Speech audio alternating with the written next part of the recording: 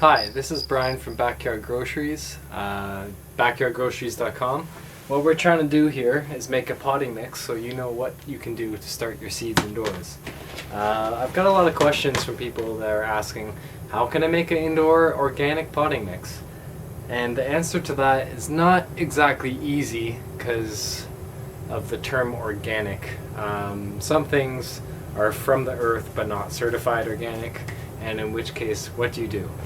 Can you label it organic or not?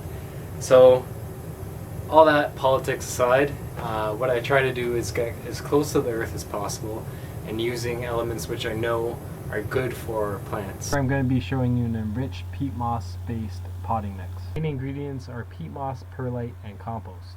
Here's the sphagnum moss from your local nursery. It's got some perlite in there, and other than that it's just peat. So it's a sterile mix, and people use that in itself to start the transplants, and then they pump them full of fertilizers, chemical fertilizers. Now this in itself doesn't have too much nutrients, so we're going to add some stuff to that, as well as we're going to balance the pH. So this pH is about 4.5. We want the pH for vegetable transplants to be, say, 6.5. Adding dolomitic limestone both raises the pH and adds readily available magnesium and calcium. Unlike the dolomitic limestone, most of the fertilizers and amendments I'm adding to this potting mix are for long-term releasal. Since plants can't move, it's good to have the nutrients at their base at newly developing roots. One of the long-term releasal sources of calcium that I'm adding is crushed up and blended up eggshells. Time for the black gold! I'm adding homemade compost at 25 to 60% of volume composition. I can't believe that people actually throw this away. Yeah, you throw it away, the city charges you through taxes to pick it up, they compost it, or a separate company composts it and sells it back to you.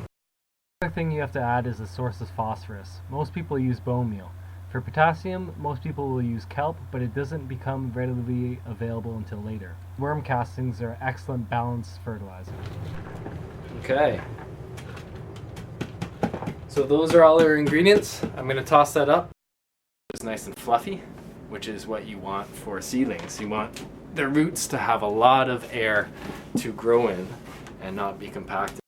In Pickering, they want to set up an airport where some of the best farming land in Ontario is. It just makes no sense. If you're taking a plane somewhere, driving 45 minutes isn't going to be a big deal. I'd rather have good organic food and farmland surrounding me, so I have good quality air and not jet spraying chemtrails over my head as I try to garden.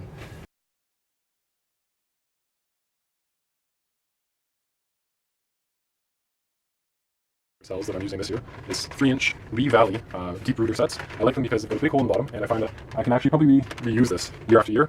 Just use a wire brush to clean models, and there you go, soak it in some vinegar or add some bleach. This is the 72 cell version of that 32 cell, and I find that this one is not actually as good because it's flimsy material, so you might want to toss those in a year or two. In terms of bottoms, I also like these ones that Lee Valley sells. I have no affiliation with them, but they hold water better, and they seem to be more durable than your standard ones, which will develop leaks in the corners, which is good if you want the water to drain out after you've done watering, but you can't have it, for example, on the table, because you're going to get that water from the bottom. You don't want to water from the top. Once those seedlings come up, watering from the top is really going to hurt them. So you water from the bottom, you get your soil a nice, I'd say medium brown color, not light because that means it's dry, not too dark because that means it's too wet, and that will lead to a lot of fungal problems. Now once you use that potting mix that you saw us make, and you put it in your cell trays, what you can do is take another cell of the same size and see, you just push it down to compact the soil. You don't want it too loose and fluffy, but you don't want it too compacted. So it should have some give if you push on it.